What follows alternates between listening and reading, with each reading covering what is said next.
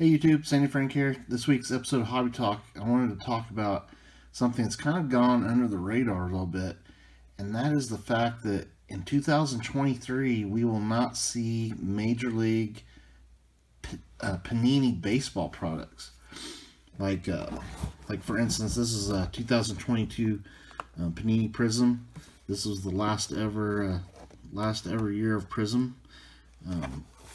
For Panini, or for Major League Panini, because Fanatics, when they bought when they won the rights to do Major League Baseball cards, and they won the rights for the Players Association to put player images on cards, 2023 was the last year, or 2022 was the last year Panini was still able to put out cards with player images.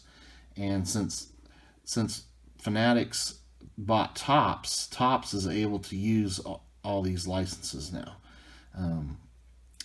They have been up till now, of course, but there was a time last year where a lot of people thought that the 2022 Topps products were the last of the baseball products that Topps would be able to make.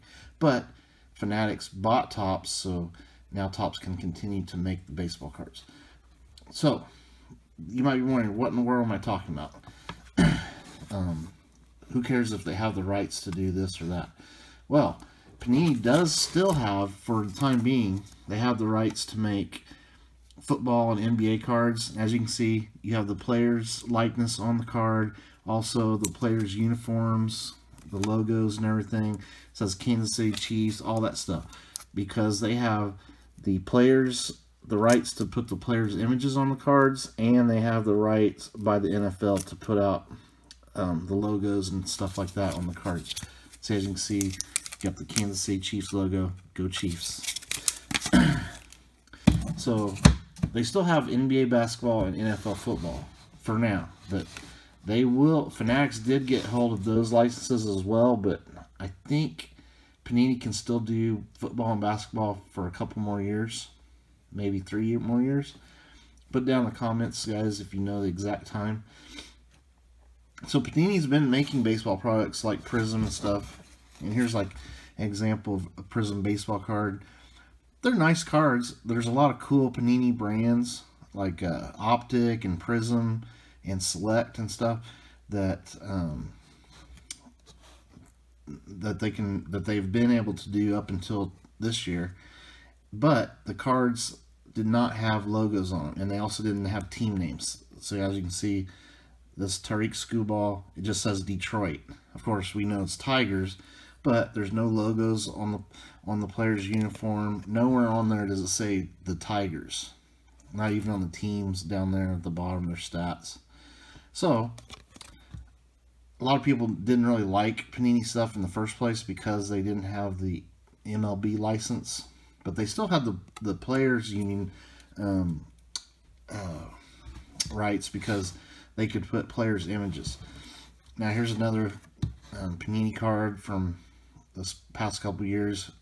This is Diamond Kings, Nolan Ryan. As you can see, it just says Houston, no logos, whereas a Topps card, of course, has all the licenses. They have the players' licenses and everything. This is a museum collection, Nolan Arenado. We got players' uniforms, players' images. Has all the licenses down there.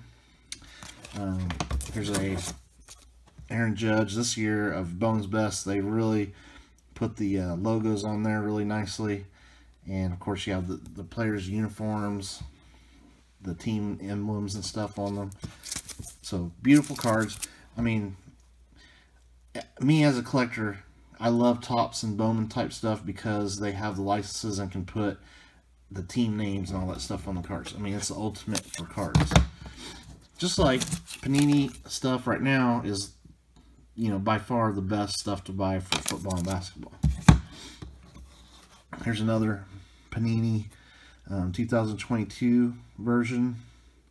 Again, the team name, no logos, but they can put the images. So what will Panini do? Well, looks like they're not putting out any Major League Baseball products. because how can you make a baseball card without any images at all? Oh, here's another example of something I'm going to miss from Panini. Their National Treasures and Immaculate sets are really nice, despite not having logos. This is a really cool patch. Really high quality cards. Again, they won't be able to do these anymore. The type of stuff they are going to be able to do is like Team USA stuff, because you don't need Major League Players Association rights or Major League Baseball rights to make the Team USA stuff. So you'll still see Panini put out the Team USA Stars and Stripes sets. And I've always liked these because they do have the Team USA logos and stuff. And it has a lot of, top prospects come up through the Team USA baseball. So you'll still be able to have stuff like this. But as far as players that are in the major leagues, they just can't do it. Here's a company that actually does baseball cards that does not have any licenses whatsoever, and that is Onyx. Leaf is another company that puts out cards that they don't have the Players Association rights or Major League Baseball rights, but these are like players that are prospects. They don't have logos. They do say what they don't have the team name, but they do say, like this Luis Angel Acuna, he does play for Texas, but it doesn't say Rangers. And of course, he's not in the major leagues, so he's not covered by the Major League Players Association for the rights to put his image on there. So like Leaf and Onyx, and if Panini wanted to put out a set like this, I don't think they would, because I think they put out some decent baseball stuff before, and it would seem like a really chintzy product without without doing that. They do have Elite Extra Edition. That's like a prospect product. They could still put that out. And of course Team USA, they might be able to do Prism Draft baseball, but they just can't put out a major league product like this. So it's been interesting because 2023 is going to be a year where Topps kind of has a monopoly. And the first thing to come out this year is Topps Series 1, and already weird stuff going on with the Topps Series 1 stuff. We talked about last week on Hobby Talk how the jumbo boxes were just, they cut the production of them way down, and they were a very hot commodity. Now you can't find them anywhere. And this same thing is starting to happen with the hobby boxes. And I did pick this up off of Blowout Cards. I wanted to pick up a box to open some packs on the channel. I'm not going to open the whole box like in one opening, but I'll put some of these packs in the baller box openings. So, but I did want to get my hands on at least some Topps 2023 hobby packs. I didn't want to just buy the retail. And that's another subject, is that Topps has really made the retail stuff really weak, like very hard to pull, like nicer cards, like numbered cards and parallels and stuff like that, where they loaded up like the hobby boxes and jumbo boxes. But in turn, they cut the production of them way down. And it's kind of an interesting decision by them, and we're going to see how that plays out this year. Will the other sets that come out be similar, like because throughout history, Topps has been really good about making decent retail products. Like you can still get some nice cards and like hangers and blasters and stuff like that, but man, it doesn't seem to be the case anymore. Like they're loading up hobby boxes and hobby jumbos and stuff like that with like the better desired hits, and cutting back on the retail, but on the other hand, way upping the print run of the retail. Or it's not just upping the print run of retail, they're upping the print run of the whole thing, but just the hobby boxes have more of the numbered cards in them, if that makes sense. So it has a lot of people wondering,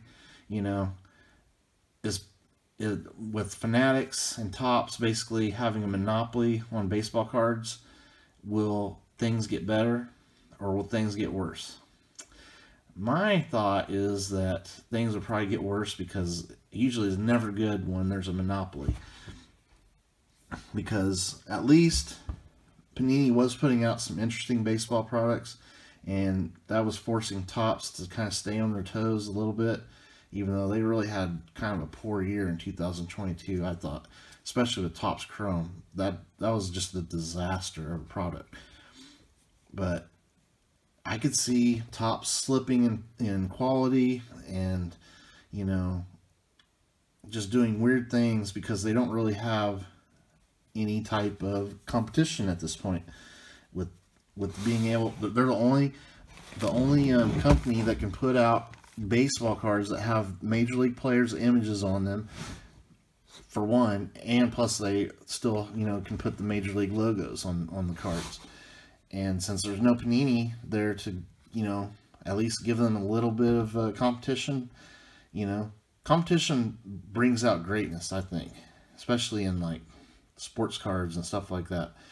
These card companies trying to outdo themselves, putting out really, you know, cool stuff. But we'll see what happens.